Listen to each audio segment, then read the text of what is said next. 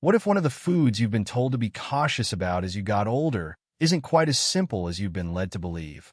After 60, you may notice changes you never used to think about. Meals that once felt easy can suddenly feel heavier. Your digestion may seem different, and foods you enjoyed for years may not always feel the same anymore. But here's where it gets interesting. For generations, people around the world have included fermented foods in their everyday meals. Not as expensive supplements, not as trendy superfoods, but simply as traditional foods prepared in a different way. And there's an important distinction worth understanding. Not every fermented food is automatically a good choice, and the best options aren't necessarily the most complicated ones. So in this video, we're looking at 6 fermented foods that may be worth including more often after 60, along with what to look for when choosing them. We'll start with one that's incredibly easy to add to an ordinary meal. But stay until the end, because one of the most overlooked fermented foods on this list may be one you already have in your kitchen. Number 6, plain yogurt. Let's start with a fermented food that probably doesn't sound very exciting at all. Plain yogurt. You may have been eating yogurt for years without even thinking of it as a fermented food. Live cultures are used to turn milk into the thick, tangy food we know as yogurt. And that's part of what makes it so practical. You don't need a complicated recipe or special preparation. You can have it with breakfast, serve it alongside a meal, or add some fruit and a few nuts when you want something more filling. But there's one detail that matters. Not all yogurt is the same. And one of the biggest mistakes isn't choosing yogurt. It's choosing a version packed with added sugar and dessert-like ingredients simply because the package says yogurt. If you're eating yogurt regularly, plain, unsweetened yogurt with live cultures is often a straightforward choice. You can then add your own fruit, cinnamon, or a few nuts for flavor. And there's another reason yogurt deserves a place at number 7. It's familiar. You don't have to completely change the way you eat to include it. You can take a food you've probably eaten before and simply become more selective about the version you choose. That's an important lesson for this entire list. Sometimes, the foods worth keeping around aren't the exotic ones you've never heard of. They're the everyday foods you've been eating all along, just chosen a little more carefully. But yogurt is only the beginning. Number 6 is another fermented food you may already know, but there's a detail about choosing it that many people overlook. Number 5, sauerkraut. Next is a fermented food that many people have probably seen sitting in a jar or package without ever thinking much about it. Sauerkraut. It's cabbage that's traditionally fermented with salt, creating the familiar sour, tangy flavor that makes it so distinctive. It's been part of traditional diets for generations, particularly in parts of Europe. And you don't need a large serving to enjoy it. A small spoonful alongside a regular meal can add a completely different flavor to foods you already enjoy, whether that's potatoes, eggs, vegetables, or a simple main dish. But here's where you need to pay attention. Not every sauerkraut in the grocery store is made the same way. Some packaged versions contain additional ingredients, while others are heated or pasteurized after fermentation. That can affect what's left in the finished product.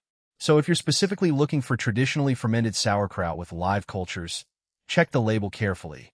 Look for products that clearly identify fermentation and, where relevant, live cultures. You may also find some traditionally fermented versions in the refrigerated section. But don't rely on location alone. The label is what matters. And there's another detail worth remembering.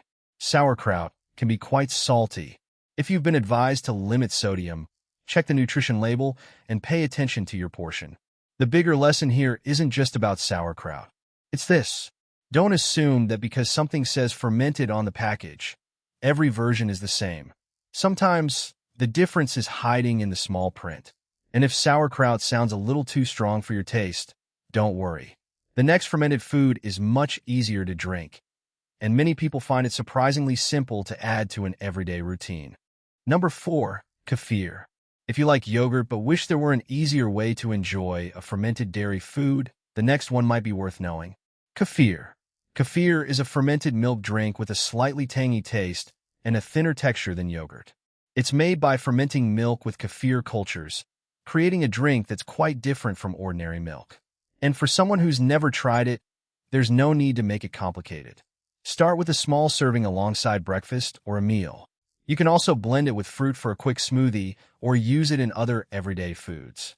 The important thing is to see how your own body responds. Everyone's digestion is different. A food that feels perfectly comfortable for one person may not feel the same for another. And when you're shopping, there's another detail worth checking. Look for plain or unsweetened kefir when possible. Some flavored varieties can contain a significant amount of added sugar, turning what looks like a healthy, everyday choice into something much closer to a sweetened beverage. Kefir also doesn't have to replace everything else in your diet. You could have yogurt on some days and kefir on others.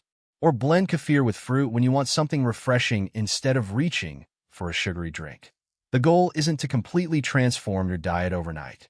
It's to find fermented foods that you actually enjoy and that you can realistically keep in your routine. And now we've covered fermented dairy. But number 4 takes us in a completely different direction. It's colorful, intensely flavorful, and deeply connected to traditional Korean cuisine. Number 3, kimchi. If you've never tried kimchi, your first reaction might be, why would anyone eat fermented vegetables? But this colorful Korean staple has been part of traditional meals for generations. And it brings something completely different to this list. Kimchi is made from vegetables, often cabbage, that are seasoned and fermented. The result is a combination of sourness, strong flavor, crunch, and sometimes quite a bit of heat. And because the flavor can be intense, you don't need a large serving. A small portion alongside foods you already enjoy can be enough. Try it with rice, eggs, vegetables, or a simple main meal. Think of kimchi as a flavorful side dish, not something you need to eat by the bowlful. But there's one detail you shouldn't overlook: sodium. Many kimchi products can be fairly salty. If you've been advised to limit sodium, check the nutrition label and keep your portion appropriate for your needs. And if you're buying packaged kimchi, look at the ingredients and preparation details rather than assuming every product is the same. Some commercial versions may also be treated after fermentation. There's another important point. You don't have to force yourself to eat spicy kimchi. Some varieties are much milder than others, so choose one that matches your taste and tolerance. And that's what makes this list interesting. You've now gone from creamy yogurt to drinkable kefir to tangy sauerkraut, and now to a completely different kind of fermented food. Fermentation doesn't have one flavor.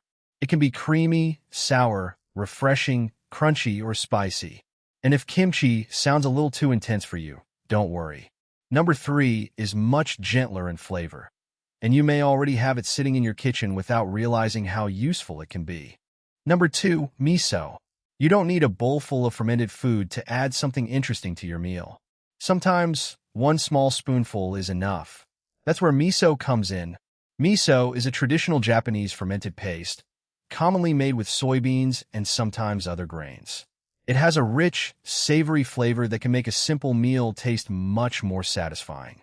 The most familiar way to use it is in miso soup, but you don't have to stop there. A small amount can be stirred into a sauce, mixed into a dressing, or added to vegetables to give an ordinary meal a deeper, more savory flavor. And that's what makes miso so practical. You don't have to build an entirely new meal around it. Sometimes a little can go a long way. But there's an important detail you shouldn't overlook. More isn't always better. Miso can be relatively high in sodium because salt is an important part of traditional fermentation. So if you've been advised by your doctor or healthcare professional to limit sodium, pay attention to the amount you use and check the nutrition label. The good news is that you don't need much. A small amount can provide plenty of flavor. When shopping, check the ingredients and nutrition information and choose a product that fits your dietary needs. And remember, miso is best thought of as one ingredient in a balanced meal, not a miracle food. By now, we've covered fermented dairy, vegetables, and soy. But now we're down to the final 2. And number 2 may surprise you because it looks nothing like the fermented foods we've talked about so far.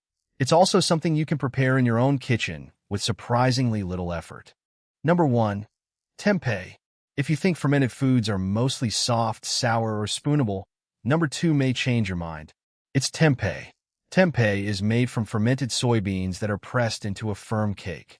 Unlike soft, smooth tofu, tempeh has a firmer texture and a mild, slightly nutty flavor. And you don't need a complicated recipe to try it.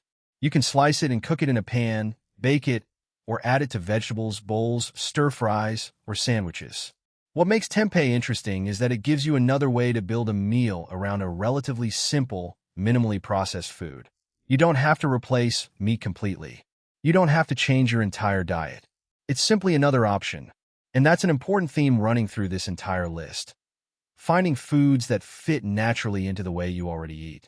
When buying tempeh, take a quick look at the ingredient list. Some flavored versions may contain added salt, sugar, or other ingredients, so a simpler version may be preferable if you're looking for an everyday option. And if you've never tried it before, start with a small portion and see how you tolerate it. You don't have to turn a new food into a new lifestyle overnight. But before we reveal number 1, there's one important thing you should remember about fermented foods after 60. The word fermented on a package doesn't automatically make a food the right choice for you. How it's prepared, what's been added, the portion you eat, and your own dietary needs all matter. And that's exactly what we're going to bring together in number 1. So, after looking at these 7 fermented foods, here's the simple takeaway. You don't need to completely change your diet after 60. Sometimes, adding one simple food you genuinely enjoy can be a more realistic approach. Look back at the foods we covered today. Which one could you realistically add to your meals this week? Maybe it's plain yogurt, maybe kefir, perhaps kimchi, sauerkraut, miso, or tempeh. And here's a simple question for you. Which fermented food do you already eat? Yogurt, kefir, kimchi, sauerkraut, miso, or tempeh? Tell me in the comments. You might discover that you're already eating one of these foods without even thinking about it.